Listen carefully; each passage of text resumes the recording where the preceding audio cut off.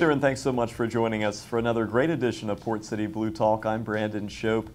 Joining us today is Attorney General Josh Stein. He's the Attorney General here in North Carolina, and he's going to be talking with us a little bit more about some of the initiatives that he's putting forward here in our state when it comes to crime reduction, and also how their department is working with local law enforcement agencies and statewide agencies as well.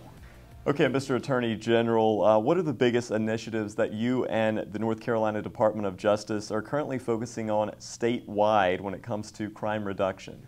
We're working on a lot in partnership with local governments like Wilmington and the Wilmington Police Department and other statewide partners, even federal partners, taking on the opioid epidemic that's devastated so many lives and impacted Wilmington to a terrible degree. We negotiated the largest settlement in really 2 decades. It's the second largest attorney general settlement in the history of the country, $26 billion, holding accountable the drug companies that helped to create and fuel this crisis. And I'm really proud of my office's work. We led these negotiations across the country, and it's going to deliver meaningful resources to North Carolina communities, something like $750 million. 15% goes to the state, and 85% are going to go to counties and cities across North Carolina. So New Hanover and Wilmington are going to get a sizable chunk of money, and that money is going to go to attack the opioid epidemic. Another priority of the office has been eliminating the backlog of untested sexual assault kits. We did a count a couple of years ago and came to the distressing realization that North Carolina had more of these untested rape kits sitting on shelves of local law enforcement than any state in the entire country. We have to attack that backlog, solve these cold cases, and put dangerous people behind bars, and in the process, deliver justice to victims and make communities safer. We're also working to help law enforcement address shortages that they're facing. And I hope I get to talk a little bit more about the opportunity I had last week in Wilmington to welcome 12 new graduates into the Wilmington Police Department. But there have been shortages happening across North Carolina, and we have to do everything we can to strengthen the law enforcement profession so that more public-spirited young people want to go and be police officers or sheriff's deputies. Okay, well, excellent, sir. Well, please tell us, how are you working to implement that here in southeastern North Carolina to help law enforcement agencies ensure our residents are safe? We have the Criminal Justice and Sheriff's Training and Standards Commission. So those are the folks who certify law enforcement officers all across North Carolina and make sure that they maintain their certification, getting the proper training and doing their jobs the appropriate way. We have the North Carolina Justice Academy, where a lot of law enforcement agencies will send their officers to get the training, and both the basic law enforcement training, but also the in-service training that you need on an annual basis to stay current as a law enforcement officer. We run the state crime lab. So whenever there's a big crime in Wilmington and the officers go into that crime scene and come up with all kinds of evidence, whether it's fingerprints or a shoe print or DNA, whatever it is, you all will send that evidence to the crime lab and we'll analyze it to help you all get to the truth of what happened and who committed that crime. We do criminal appeals here at the Department of Justice. So when Wilmington PD finds the evidence, arrests the person, and then District Attorney Ben David goes to trial and secures a conviction, we will defend the state on appeal to uphold the convictions that should be upheld, the ones where things were done right. And that way we're keeping dangerous people off the street. And all the policy initiatives I talked about earlier, whether it's opioids or sexual assault kits or recruiting people into local law enforcement, none of that work can function without strong partnerships between local governments like Wilmington and the state. So, for instance, Chief Donnie Williams, he has been an important partner in our work on the Task Force for Racial Equity and Criminal Justice. This is a statewide effort to try to improve public safety, having people being treated more fairly, and keeping our communities safer. And he provides a really important on-the-ground perspective to the work that we do to ensure that the recommendations we are making make sense. Okay, thank you, Mr. Attorney General. Now, in 2021, Wilmington saw the second lowest overall crime total since 2009. What are your thoughts on that, and what have you seen here in our city? I'm really heartened by the data that shows that violent crime is on the decline in Wilmington. And you all should be incredibly proud. The work, just like the State Department of Justice can't change things if we don't have partnerships with local governments across the state and local police departments, local sheriff's offices. Wilmington PD can't do its job without having an effective partnership with the people of Wilmington, the residents. The way that law enforcement works best, public safety works best, is when there is real trust and collaboration between the police department and the community that it serves and protects. And that's one thing that I've witnessed about Wilmington, is that you all take a broad perspective about how to attack crime and keep communities safe. The partnerships between Wilmington PD and the district attorney's office under Ben David, and the courts with the chief judge there, Judge Corbening, you all are on the front edge of innovation. So there might be recovery courts where people with addiction, Judge Corbening will try to get them into a treatment program where they can attack the underlying problem of their criminal behavior, which is addiction. And if you can treat that addiction, you will stop future crime. And so the way that you all have a collaborative approach to build trust between people and police is impressive. And what's great is your data shows that it's working.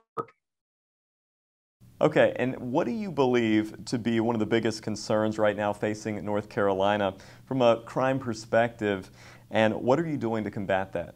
I think so much of what's driving crime is drug addiction. And so trying to attack that and free people, liberate people from their chemical dependence on whatever it is. Usually it's opioids, but it could be cocaine, it could be alcohol, whatever it is.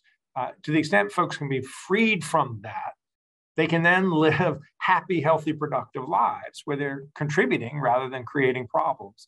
So I think that is a huge problem. That's why the big win that we secured with this $26 billion deal will bring $750 million to North Carolina. The vast majority of it's going to go to local governments. And that money has to be used to work on harm reduction strategies to keep people alive, like post-overdose response teams or naloxone distribution. Has to go to treatment options so that people can get the treatment they need to put addiction in the past. Diversion programs like I described that you all are doing in Wilmington, where folks are getting put into treatment where if they meet those terms, their criminal record can be cleaned. But we also need recovery support services to help people get housing and jobs that they need so that they can overcome sort of the obstacles that get in people's way and that might cause them to spiral back into addiction and a life of crime. So these are all things that we have to work on together. And Wilmington, I think because Wilmington's experienced so much heartache and pain from opioid addiction over these last 10 years, y'all really are on the front lines and cutting edge about how to solve the problem. Okay, now in switching gears now, I know that the backlog of sexual assault testing kits has improved from prior years. Where are we at with that right now? I know that you guys are doing great work there in Raleigh to really help with this. We're making meaningful progress attacking that backlog. We came to the realization there were about 16,000 untested kits all across the state, and more than half of them have either been tested or they're in the process of being tested. And that's all exceptionally positive news, because here's the truth. When we test these kits and we upload the DNA profiles to the CODIS FBI database, we are getting hits. I mean, 40% get connected to a person or to a particular crime. And that gives rich evidence to local law enforcement to go back and try to solve these cold cases. And, in Wilmington, you all had a case a couple of years ago where you took one of these old kits where we had a hit and you solved a case that was 23 years old, a rape that occurred 23 years ago. And in that process, you are bringing justice to the victim, but also closure to that family. And you're putting dangerous people away who can't then go hurt other people. And we're seeing story after story like that across the state. There have been something like over 60 cases where people have been arrested responsible for over 80 sexual assaults or murders that were, in some instances, 20, 30, 40 years old. And so this has been a really important and positive development for public safety in North Carolina, one which I'm really proud of our collaboration to attack it. Okay, and now I know, sir, you were recently here for the Wilmington Police Department swearing-in ceremony of our brand new officers. You were actually the keynote speaker for that, sir. What did you enjoy most about that ceremony? It was such a great day, a great event, right? It's so inspirational for me. I love doing those graduation ceremonies. I've done a number across the state, and they're always so optimistic. There were a dozen new graduates who are going to be joining the Wilmington PD and start their process of becoming fully fledged police officers, keeping the community in Wilmington safe. And you could just sense their eagerness to get on the job. One of the graduates was in his 30s. And he said, I just felt a calling to come into law enforcement. There's so many issues, so many challenges that our community faces. And being a police officer is one of the ways where you are at the point of the spear. You're at the tip because you are dealing with some of the most challenging issues facing our communities, whether it is addiction or it is mental health or it's violent crime, although the numbers are great in Wilmington and you all are trending in the right direction. There's so many things that you can work on that will make a difference in the lives of your neighbors. And there are so many days that officers come home exhausted, stressed out, sometimes physically hurt, but they know after every shift that they've done something immensely rewarding, something that is making a difference, in a concrete difference in people's lives and their community. And to have that sense of fulfillment and purpose is so enviable. And so I'm always thrilled to do these graduation ceremonies because it gives me an opportunity to see a new class of people who have that idealism and desire to serve. And it's something that we need to nurture. And frankly, it's something we need to foster and spread because there are a lot of police departments across the state, maybe a little less so in Wilmington, but they're facing shortages because it's a tough job. And frankly, we put too many expectations on police officers to solve all of society's ills when frankly, there are other professionals who probably are more well-suited to respond. So we have social workers who are trained in family crises, or social workers trained in mental health problems, or drug counselors who are trained in how to deal with addiction. We should be incorporating those skill sets into our public safety responses to free up cops to focus on other things like violent crime and making sure we continue to drive crime rates down like you all are achieving in Wilmington. So I love to do those graduation ceremonies and hope to do another in Southeastern North Carolina soon.